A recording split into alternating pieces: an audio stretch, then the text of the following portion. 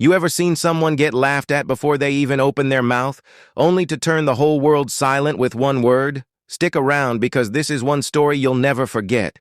And before we dive in, smash that subscribe button and turn on notifications so you never miss a story that'll shake your heart and open your eyes, because this one will do both. Was the annual talent night at Westbrook High, a place where the stage lights burned bright. The crowd buzzed with excitement, and everyone already knew who the stars were supposed to be. The football captain, the cheer captain, the kids from the drama club, they were the ones everyone came to see. And then there was Amara Johnson, a quiet, reserved black girl who kept to herself, always sitting in the back of the cafeteria with her sketchbook, humming songs no one paid attention to. That night, she didn't even sign up for the talent show. She was just there because her friend Lila convinced her to come watch. But fate had a way of writing its own script. Midway through the event, the host, Josh Miller, a popular senior known for his sarcastic humor, looked over to the judges' table and grinned when one contestant's microphone cut out. "Hey!" he called out, scanning the audience. "Let's give it to someone unexpected." His eyes locked on Amara, who was quietly tapping her foot to the beat of a performance. You in the denim jacket. Want to sing for us?" The crowd chuckled. They thought it was just a joke, a way to fill dead air. A few even whispered, "This should be funny." Amara froze. Every pair of eyes was suddenly on her. She didn't want the mic. She didn't want the stage. But something deep inside her, a fire that had been quietly smoldering, told her to take it. So, with trembling hands, she stood up, walked to the stage, and took the mic. The crowd, still, laughed under their breath, expecting her to crack or walk away. But when the first note left her lips, the room shifted. The first sound that came out wasn't just singing. It was like honey and fire melted together, a voice that carried pain, joy, and truth in every vibration. The song she chose wasn't a pop hit or a safe school-friendly ballad. It was an old gospel blues piece her grandmother used to sing while shelling peas on the porch, a song about surviving storms and holding on to hope.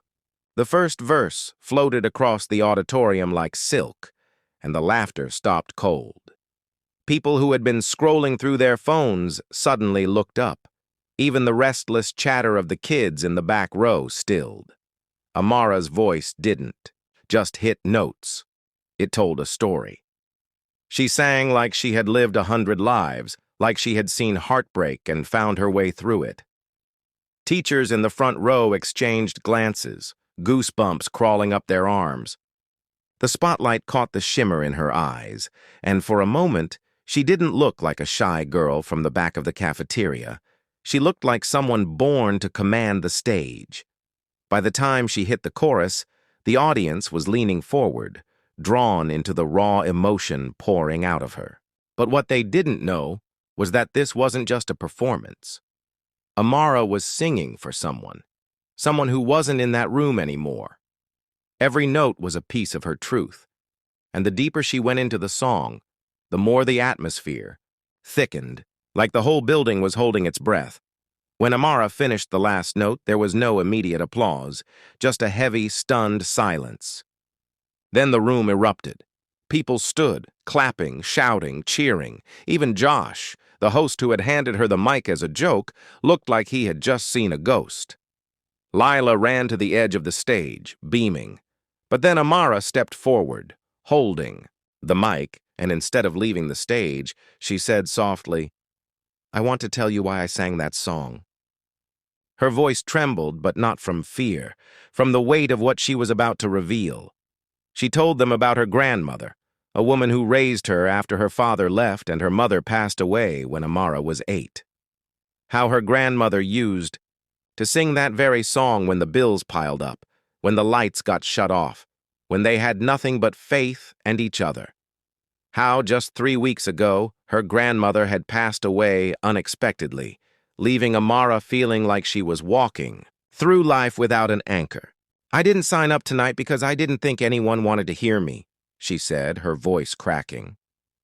"But I think maybe my grandma wanted me to sing one more time." The room was silent again, but this time it wasn't awkward.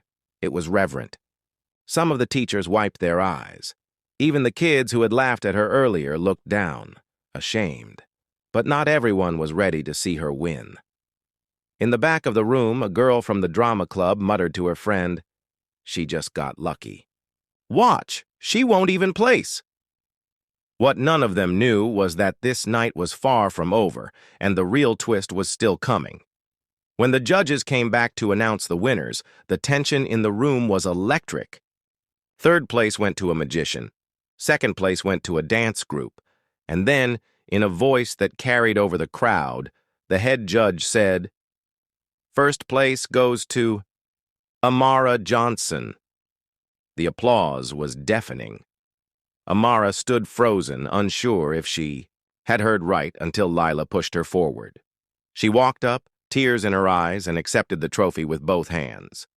But before she could step off stage, a man in a dark suit stood up from the back of the room. He wasn't part of the school. He was a talent scout from a major recording label who had been invited by the principal to watch the event. "Miss Johnson," he called out, "how would you like to come record that song professionally?" Gasps rippled through the crowd. Josh, the host, looked like he wanted to melt into the floor. The drama club girl's jaw dropped. Amara covered, her mouth overwhelmed. She agreed, and within weeks, her recording went viral online. Millions of people heard the voice that was once laughed at, and it inspired countless others to stop hiding their gifts. The same kids who had mocked her were now bragging they knew her back then. But Amara didn't care about the fame. What mattered was that somewhere, somehow, her grandmother was smiling. And as her career grew, she made one promise: to always give the mic to the quiet ones, because sometimes the people you least expect have the voices that can change everything.